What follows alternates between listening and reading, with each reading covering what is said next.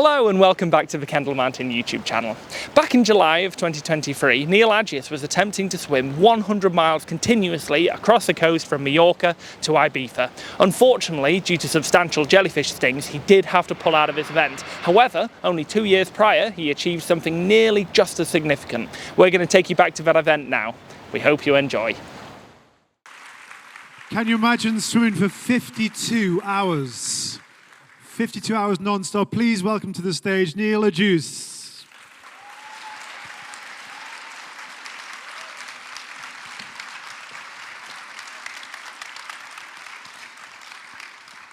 Wow, first of all, thank you very much for traveling from Malta to here to see us all. Yeah, it's a real pleasure to be here and share my story with all of you. And I know that you've just been looking around the festival. How have you found the festival over here? Really amazing. The vibe is really good. Being around so many adventurers just brings out so much joy in everyone. Everyone's smiling, everyone's connecting, meeting people they've never met before, and wow, really, really nice experience. Brilliant. Well, I mean, that is a really inspiration. Just that short film is incredibly inspirational. Yeah, it gets me really emotional watching it every time. It really just takes me back to the whole journey. It was so intense and so beautiful at the same time. Wow. So let's just go back a little bit. So you're actually an Olympic swimmer. Yeah. 400 meters, and you in Athens, you took part in the 400 meter race. So just tell us, just so people out here know, what's your sort of personal best time for 400 meters? It's 4 minutes, 11 seconds. 4 minutes, 11 seconds. Ooh, that's very fast. That's amazing. Now, I know quite a few, elite swimmers themselves, and often when they stop swimming, that's it. They've had such an intense childhood swimming that they tend not to swim again. So what was your experience going from a full-time swimmer to becoming an ultra swimmer? Yeah, it was pretty much the same for me. So it was really intense, and it is intense because you have to give up so much of your childhood, of your time, of even the little things like you can't go to a sleepover, you can't meet friends because you have to wake up and train the next day. So when I stopped pool swimming, I stopped completely for 7 years. And like you mentioned, I live in Malta, which is an island which is really small. So wherever you're living in Malta, it's 10 minutes. You're the furthest point from the beach, from the sea. So I kind of always said I wanted to swim around Malta.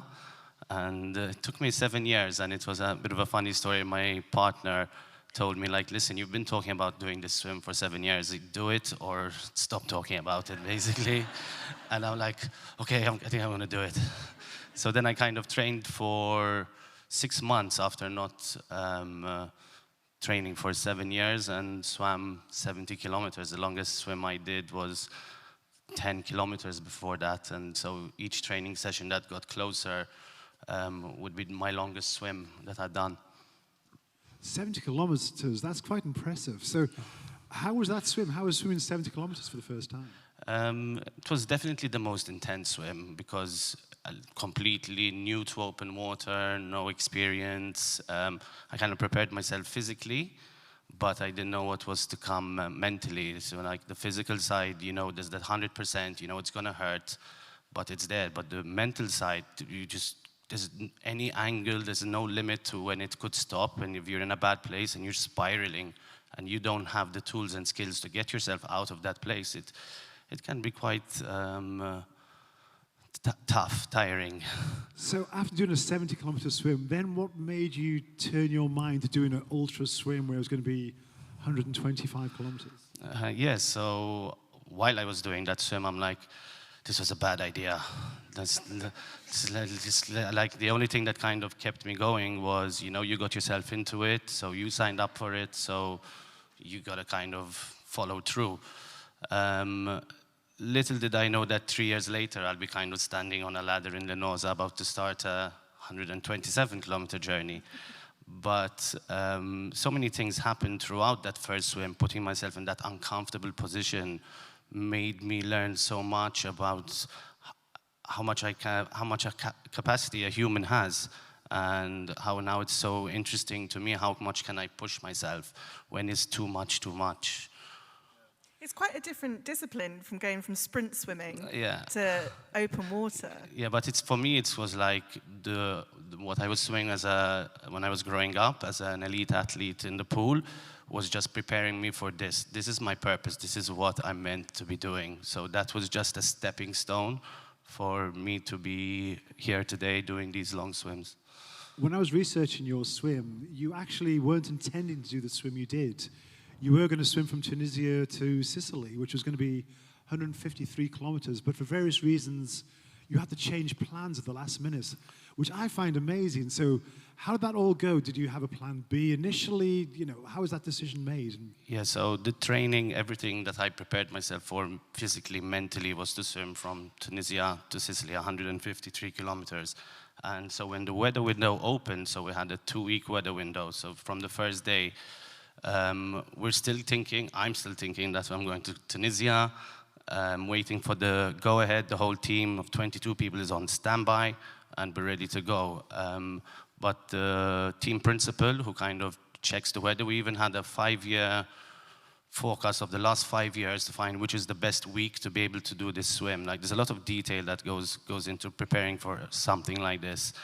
And they kind of told me, like, listen, it's not gonna happen. I'm like, what do you mean it's not gonna happen? It really like struggled with my ego to accept that I couldn't do this swim that I was preparing myself for, that I was telling everyone that I was gonna do as well. And once that kind of subsided, then he's like, okay, so you know me, is the Gordon, who's like my guy basically, and he's like, you know me, I have plan B, C, D, so which one we're gonna choose, and then seeing which we could do. And we went for the Linosa Malta swim, and as you could see from the videos, it was rough, it was intense, but it was the only window, and he's either like this, or then the kind of 2 people are on standby, so they can't go to work, or they can and have to kind of be able to leave straight away, so not take on too many projects. So once that 2-week window is open, it's over. And I'm like, nah, I didn't wake up every day for so many months training, and intense training. I mean, I've done waking up at 10 p.m., if you can call it waking up, like having an afternoon nap and swimming till 10 a.m. the next morning, you know, so I wasn't going to just not do anything, so we went for it. But that's why it was 52 hours as well to swim. There was points I was swimming at 3 minutes per 100 for like 6 hours. And I usually average about 1:45 for the whole kind of 40-hour swim. Gosh. You mentioned there Gordon, who's one of your support team. Yeah. For a swim like this, it isn't just about the swimmer, is it? It really is about the support team, the crew around you. I mean, I'm fascinated to hear about this. Can you talk about how that works, what your support team is like, and Yes, how that interacts with you? Definitely. So I cannot do it without them. It's not possible. I have a team of 22 people. And just to give you a bit of a breakdown, there'll be 3 sailing boats and 1 small boat that will be next to me, the support boat. And within the team, I have 3 doctors to be able to perform operation. There is the cook to feed everybody. There is 3 motivators, 3 feeders, and 3 drivers of the rib. So, what's a motivator? Somebody who makes sure I'm always there counting my strokes, because I try to swim 41 strokes per minute. And if I start going over that, then I'm overworking, so I'm using too much energy. So they make sure that I'm doing everything correctly. And on the boat next to me, it's 3 people, and these are very specific people. So the 9 people in total who are allowed to come on the boat change every 2 hours. And they do this because they have to sit firm and watch me swim. They cannot sit on their phone, they cannot lie down on their back, because if they do that, then they're taking energy away from me. So they come on the boat, it's 2 hours, and I take all the energy from them, and so it's very tiring and very draining for them. And then they swap, go and rest, and the next person comes. And it's really important for me to be able to keep going, to be able to do this. The team, we kind of push each other beyond our normal capacity. Everyone comes with their best self. I mean, we speak to the team and they'll be like, oh, I have to go rest, but I can't rest, my friend's swimming, you know? So really pushing each other to what we are not capable of doing. And that's what's so important.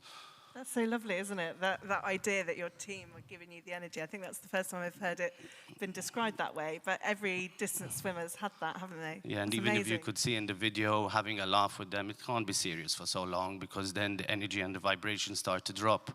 I remember this swim, after the first night, I asked for a radio, got the radio to the whole team. Guys, first night's down, sun's coming up, new day, let's go, you know, and just keep everyone's energy up. And when I'm down, they have to pick me up. Such an important part of long-distance swimming, controlling that emotion. And also, we saw the feed there. What sort of things were you eating for a long swim like that? So it's really important for me that I really keep my focus on what I need to do, which is swim. And so I have 150 feeds because I stop every 30 minutes.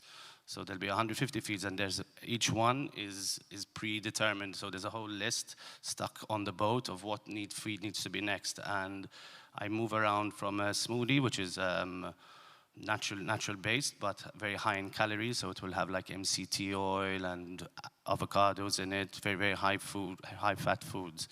And then the next one would be like an energy ball that will be made with peanut butter and dates. And after that, it will be a slow releasing gel that I use, and that won't have any sugar in them. And then it's pasta. And the pasta, the spaghetti, it's super important because it keeps my body warm, it keeps my metabolism working, keeps my body warm. But at points, it was so rough. I had this little cup with like 6 pennies inside it, and water's coming into it. And the team's like, yeah, take it, let me change it. I'm like, no, it's okay. I just emptied it upside down and just ate it as is. And just to mention, like, the point of me having all my feeds predetermined, and on the boat, only one person can speak to me, the same person, is so I don't lose focus on what I am doing. It cannot become a social scene of, oh, yes, how you feeling, what you doing, this, what that, you know, you can't. You have to be really focused, and because once you lose your focus, it takes you a while to get back into it. Well, I hope you enjoyed that conversation with Neil Agius. If you'd like to see the full 2-hour-long outdoor swim session, you can catch it over on the Kendal Mountain Player, where we have over 400 different films and collections to choose from. Additionally, we're adding brand new content every single week, including some amazing feature films coming up in the next couple of weeks. Additionally, with your subscription, you also get all the festival content when the festival comes around in November as well, so you get to enjoy that just as much. If you want to check out any of the links for any of the content I've just mentioned, check it all out in the links in the description below.